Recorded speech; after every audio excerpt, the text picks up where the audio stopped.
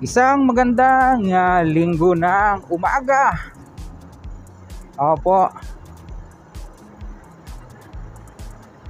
Narito tayo ngayon sa bahagi ng Kalamba. Ito po yata ay barangay sa Imsim. Dire-diretsuhin natin hanggang sa Puting Lupa. At babaybayin po natin ito hanggang doon nga sa direksyon na yan. Oras po natin ay 7:40 ng umaga. Ngayon po ay Mayo 6, 2024. At ang i-update po natin sa inyo ngayon mga kawan, ito naman po nga interchange ng SLEX TR4 dito po sa bahagi ng Kalamba papunta ng Santo Tomas yung kanyang alignment. Ayan po siya oh. Pero hindi na tayo kukuha ng aerial shot dito. Lalaan natin doon sa may bandang bundok, no. Ganyan po ang itsura niyan kapag ka po kayo ay diyan dadaan sa TR3, no. Yan. Meron tayong na-save na footage diyan.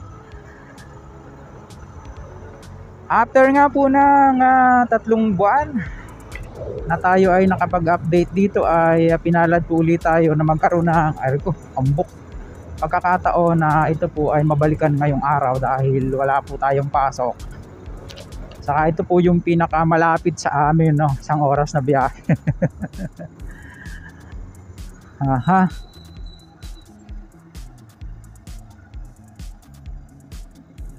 Ito na yung tatawid siya dito sa kalsadang to. At ito po yung magiging alignment niya mga kabayan. Tutumbukin tong lugar na ito. Pwede kaya tayong pumasok? May guard pa ba rito? Wala na. Lumipat na doon. Kasi nga magiging entrada ng subdivision dito sa kabila. Nakapag-clearing na rin ng mga puno dito. Oh.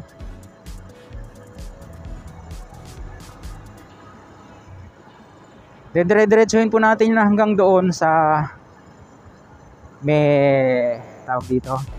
Isa may dinaanan natin na power plant, no?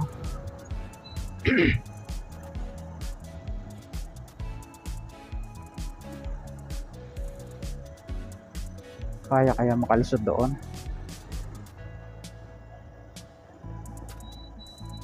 Parang hindi.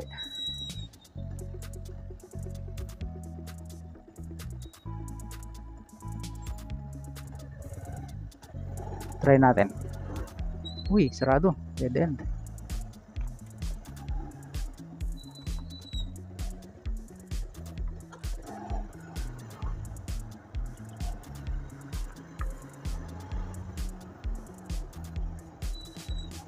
Dito.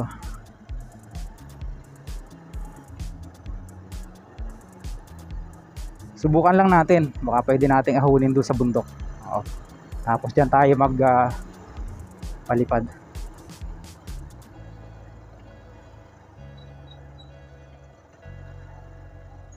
Bossing, good morning. Pwede na kaya makaakyat doon? Diyan sa ginagawa hong yan. Nagbablog po. Susubukan po natin. Sige po. Apo. Thank you. Salamat po.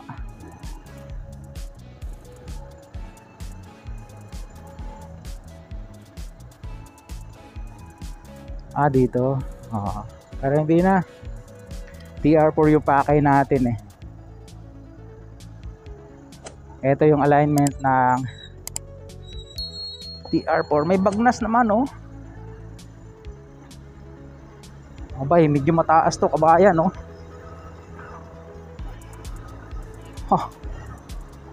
Ahon. Si Rouser. Oh. Kita nyo naman, clear na clear yung Mount Pakiling oh. Ito po yung magiging alignment ng SLEX papunta dyan sa Macban. 12 point something kilometers po yata ito. Talagang subdivision nga pala yung tinumbok niya, no. Yeah.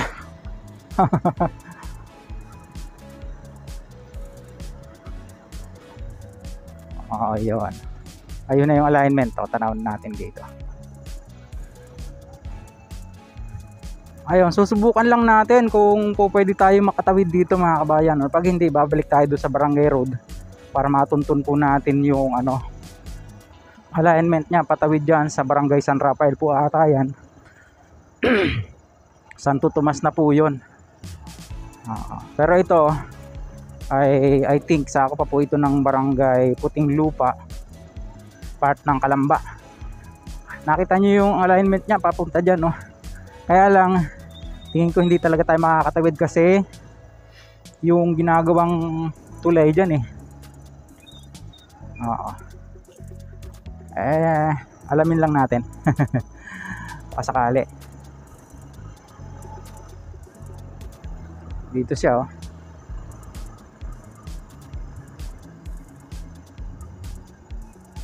pero may bag na siya ng daan ng sasakyan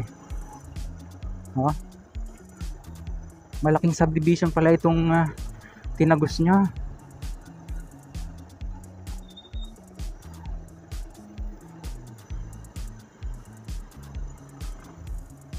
Alamin pa natin yung Sadako pa riyan.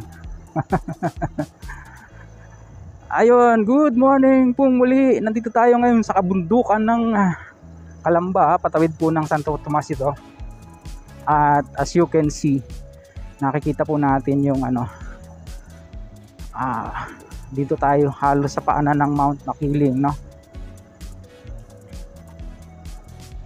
Yan, mukhang may natanaw tayong tao doon. Ang lalaki ng tipak ng bato. Nangungumpay.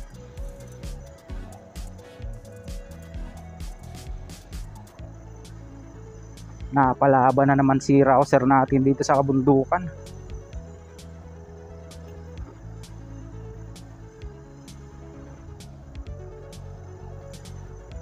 Ang lalaki ng mga buto rito, gagawin siguro yung panambak.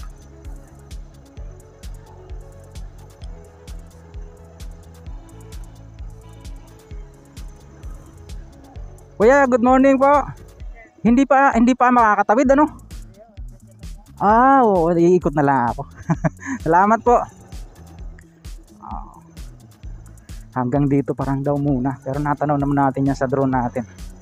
Iikot tayo doon sa barangay road. Oo nga, ayan, yan ang bubutasin pang bundok. Ayan. Pero yung kadugsong niya natanaw na natin. Ayun, dito na yung tulay na ginagawa. Later na lang natin yan paliparan ng drone. Doon tayo sa kalahati. Dito rin po tayo dumaan last time.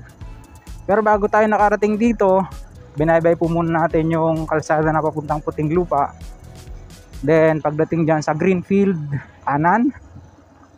Then dire-diretso pagdating na nakita nyo yung itong Ibarara power plant ba yun? Ito yun. Kanan uli, and then kanan uli. Dito na ang tumbok nun. Ayan. Tayo yung mamamaybay uli dito sa alignment nga po ng TR4 papunta ng Santo Tomas. Yan. Dito yan. Sana ipayagan ulit tayo. Ay, may ginagawa na naman dito. Ito yun. Yun galing sa taas. Grabe alikabok. Sipag. Sipag nila. Parang tulay uli. Doon tayo sa taas kukuha ng drone shot. Yung natitira nating 50% na battery. Pwede pa yon. Lalagyan dito ng culvert. Ayan, solong solo ni Bossing.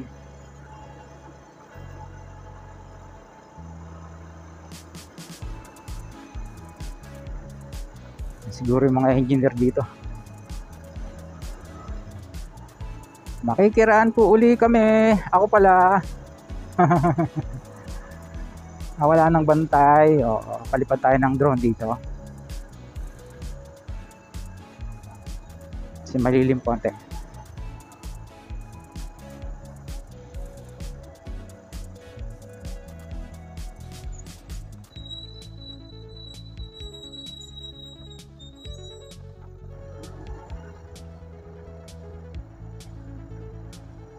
lumakas na ang hangin.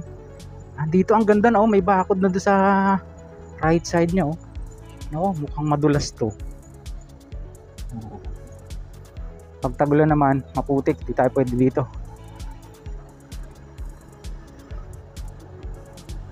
Mukhang inire-ready na rin tong semento, eh. Yung subdivision sa kabila, maganda na, oh.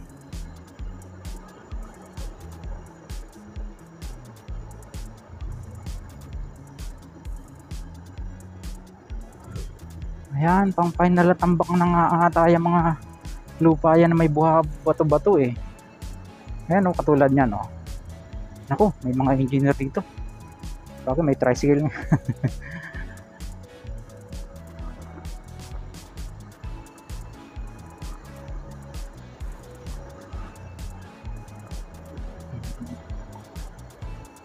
Susunod po nating pupuntahan yung nasemento na dyan sa may bahagi ng Alaminos, mga kabayan. Pero dadaanan muna natin yung Macban, ano.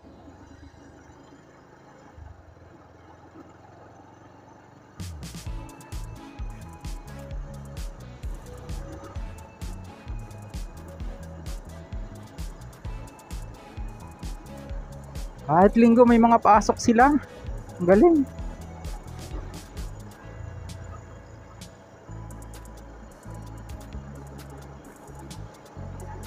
Ganda ng dumaan dito kahit maalikabok, no.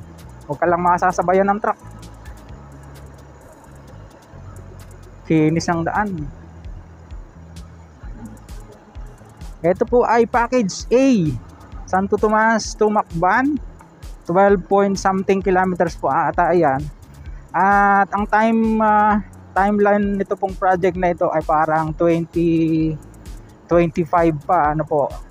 Mas mauuna pa nga ata po yung Macban to San Pablo and then San Pablo to Chaong, parang ganon. So ayun, tignan po natin, parang hanggang dito na lang muna. O tatagos pa tayo sa kabila, tingin nyo. Try natin kung tayo'y padadaanin yung paakyat na yan. Ito box tunnel to, eh, dito sa barangay San Antonio. Tingnan natin kung tayo paahunin dito. Yan, papunta na po ng Santo Tomas yan proper, dito sa may Jollibee. Kaya naman siguro. Tsagayin nyo po sana itong ating video, mga kabayan. Kahit medyo mahaba-haba, sinundan natin yung alignment nya kung kumusta na, ano. At katulad nito, oh, kaya medyo mahuhuli po ito kaysa doon sa ibang packages niya, eh. Tingin ko box tunnel na naman, are. Hindi. Box tunnel nga, ayan, oh. Ito yung daan na yan. Yan. Tapos dito yan tatagos sa subdivision. Ayun, oh. Dire-diretsuhin na po natin. Are siguro, kung kaya siguro, kung hanggang Macban, ano. Dahan-dahan lang dito dahil ito, eh, madulas. Nag-i-slide ang gulong dito, lalo na pag sobrang tigas ng gulong nyo. Uy, si ate nga kaya, may angkas pang bata. Napakarami pala po niya mga box tunnel na yan, ano. Ito box tunnel na naman, are. Oh. Saka ang kapal ng semento niya sa kuwan, ano.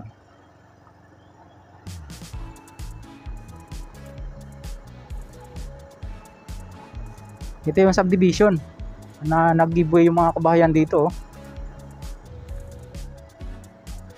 Yan. Tingin ko kaya. Oh. Bahala na. Pag tayo pinabalik, di.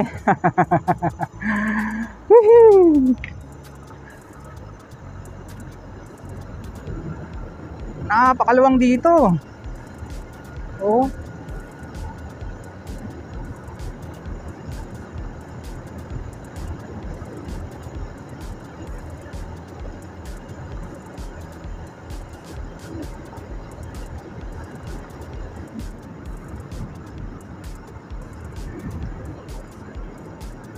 Parang inihahanda na rin po ito na sementohin. Final stage na yata yung tambak na yan eh. Pipisunin din saka popormahan.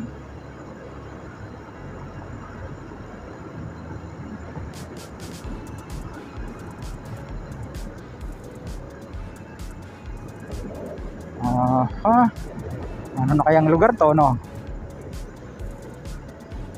Tapos dun sa kabila may gumagawa. Mukhang napakalayo pa ng Macban. Isipin nyo, 12 kilometers galing dun sa Santo Tomas, no?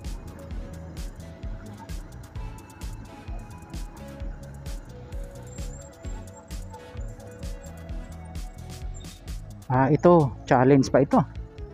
Tulay yata ang gagawin dito, box tunnel din. Hindi na natin alam to kung saan na to. Pero bahagi pa rin po ito ng Santo Tomas, mga kabayan, no?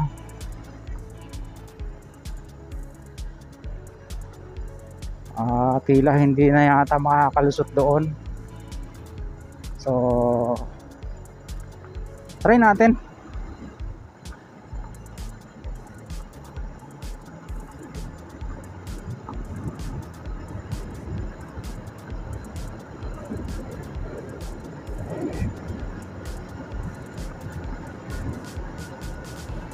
At ito, pag nagawa itong expressway na ito pa Lucena, abay, napakabilis ang biyahe natin, kabayan.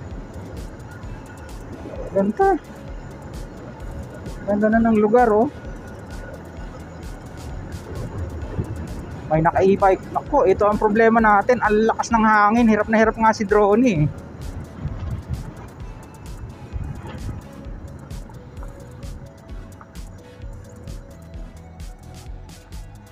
Tanong tayo dito. Bossing, ano kayang barangay na ito? San Miguel na ng Santo Tomas, ano? Pwede na kayang makadaan? Bawal hanggang dito na lang muna, ano? Hanggang dito lang. Yan. Thank you, ha. Kala ko pwede na hanggang Macban eh. Sige. Hindi na siguro, baka mapagalitan. May sarado. So yun, hanggang dito na lang muna. At siguro malapit-lapit na yung Macban, ano. May nakabike na mga bata eh. So yun, hanggang dito na lang muna. Barangay San Miguel daw ito, sabi ni Kuya.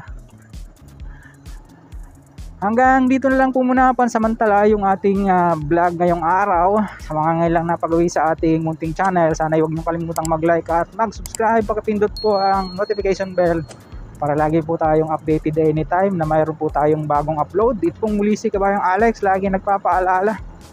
Mag-ingat po tayo, lagi tayong magdala ng maraming tubig dahil ngayon ay tag-init at saka ng mahabang pasensya. See you po on my next vlog, dyan sa una-unahan ng konti sa Macban.